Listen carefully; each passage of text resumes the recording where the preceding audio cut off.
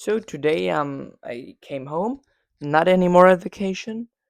And yes, first movie that I watched at home is a classic tip uh Stanley Kubrick. Yes, The Shining. You could read it in the title, but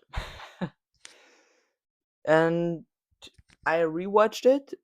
I mean, I'm just rewatching many films because I really don't remember much from them because I watched it a while ago and I didn't even make a review on Letterboxd.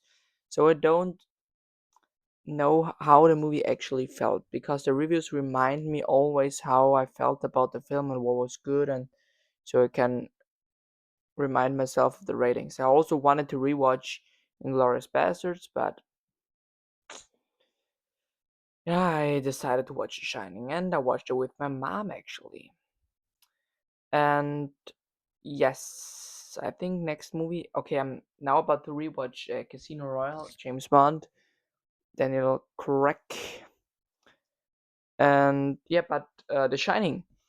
Stanley Kubrick film, Jack Nicholson in the main role, probably his best acting performance of all time. Okay, we can talk about One Flew Over the Cuckoo's Nest, but dude, One Flew Over the Cuckoo's Nest was on the same level as The Shining for me. Probably The Shining was better for me, but I mean, I like the character from The Shining more, but I probably One Flew Over the Cuckoo's Nest was his better performance. And yes, the next thing, all the actors. Also, there weren't many actors that were seen often because we only see that three: the mother, the father, and the child. That are the main people. And I can't tell if Jack Torrance, so Jack Nicholson, dude, is actually the protagonist or an antagonist because he's literally both. And yes, we've got many cool shots from Kubrick, as we know from Kubrick. And I mean, the camera work, just as the iconic scene with the X through the door,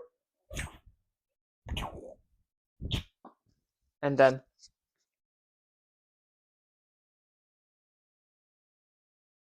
here is Johnny. Yes, and just seeing that scene again was amazing. It was quite fun. Also, at this bathroom door scene, his acting was phenomenal. Also, the swinging of the axe with the camera going from him to the axe when he swings it, following the axe exactly, and also this long hallway uh, camera drives following Danny with the with this little car.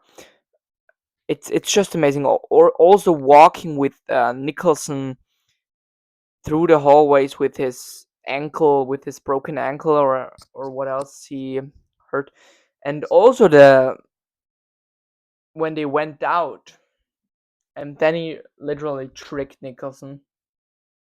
So literally tricked Jack in this labyrinth. It was just much fun, and the ending also was great. The whole film was great. The pacing, I mean, it's 144 minutes long, and for that time, the pacing was actually fast for me. I mean, we have some conversations, yes, but the conversations are important, and we have also, I mean, for me, the movie was exciting all the time, even if I've seen the film before. The same was with Terminator 1, Terminator 2, which I rewatched recently, The Matrix. Also, what did I rewatch recently? I don't remember. But Terminator 1 and 2, The Matrix, for example, that are movies that I rewatched recently. Also, Raiders of the Lost Ark, all 5 out of Terminator 2, Raiders of the Lost Ark, and The Matrix, all 5 out of 5 films, and also The Shining, still 5 out of 5, as I remembered. The film is exceptionally well written. and well directed, well acted, and well shot. I really love the cinematography. I really love it. I mean, it was something. Also, kind of scary, not that scary actually, but probably one of the best Stephen King adaptations. One of the best Stephen King adaptations. I always thought most of the people say the Shawshank Redemption is the best Stephen King adaptation, but the Shawshank Redemption is not 10 out of 10 for me. Maybe I need to rewatch it too, but the film is, dude, literally 3 hours long.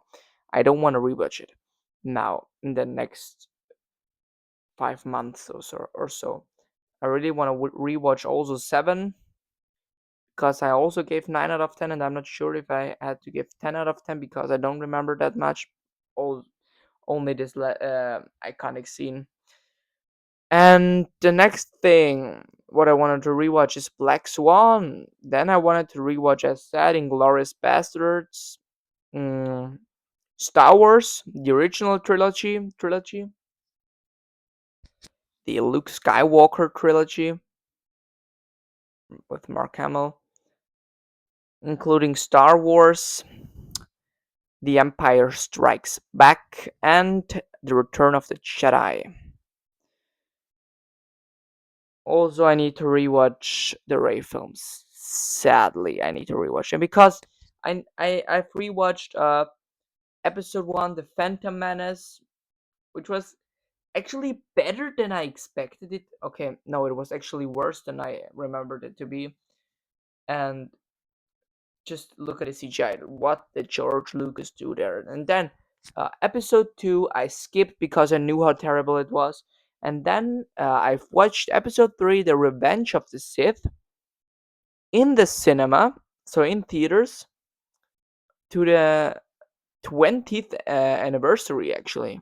At the 20th anniversary, and that was a phenomenal experience because watching this with a full cinema, with a full theater, dude, full, just completely full, and the reactions of the people, it was just great experience, great. And now I've only got to rewatch Star Wars, The Return of the Jedi, and Empire Strikes Back, and what are the Ray movies called, dude? The Rise of Skywalker, The Last Jedi, and dude, I don't know. Doesn't matter because the movies are bad as I remembered it to be. I mean, the effects are literally phenomenal, but to just look at the fights in the Ray movies, what is that? What is that? And they're so long, and there's no actual good story anymore. I hope the next Star Wars film will be good. I mean, we're talking about here about Star Wars films, and I'm making a Shining review. So the Shining review is over, but I just wanted to talk about what I'm gonna watch next.